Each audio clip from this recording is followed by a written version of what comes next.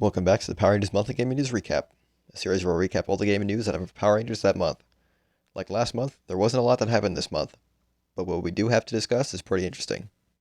Let's get started with Legacy Wars.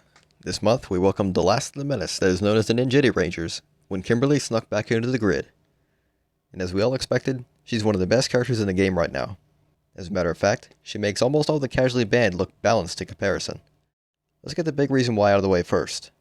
She can fly. Her dashes lift her off the ground, letting her avoid most attacks if timed correctly.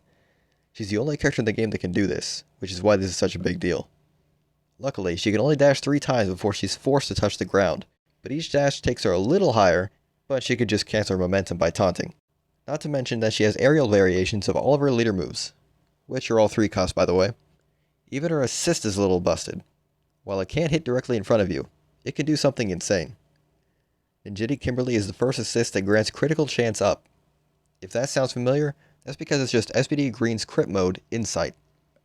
Even top players are complaining about Kimberly's latest outing in Legacy Wars. Hopefully Enway can take her down a peg soon. That's not the only issue we had with Legacy Wars this month. Owners of the Turbo Blue Power Pass were unable to unlock Justin's taunts. They basically spent $5 just so they could get a Morpher and a few extra corruption boxes. Luckily, Enway was able to fix this, and the taunts were granted to Power Pass owners, but that happened this week. We're almost done with Kimberly's Power Pass, and Enway just fixed Justin's.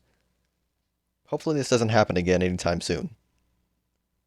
Lastly, for Legacy Wars, it seems that Enway spent more time than anticipated to fix certain issues, as we're not getting a Warrior this week. There's been no Warrior teas or reveals on their social media this week. Fortunately for us, we still know who's coming next. Thanks to Google Play, we know that Chase Randall, Dino Charge Black, is charging up to come to the game next week. Based on Google Play's event synopsis, Chase will be a speedy, ranged fighter, involving his Dino Morpher Blaster. Projectile-based characters are always interesting to see, so we'll be watching for Chase's teasers with great interest next week. Lastly for this month's recap, we're going back to Mighty Force. Yeah, I wasn't expecting major Mighty Force news, ever, but here we are. According to Google Play's What's New section on the game, Mighty Force is getting its own Power Pass system. We went live yesterday to check it out, as we don't know exactly how it's going to work, but at the time of this recording, it's not in the game yet. Since it's my duty to report any and all Power Rangers gaming news, I'll be covering the feature when it releases.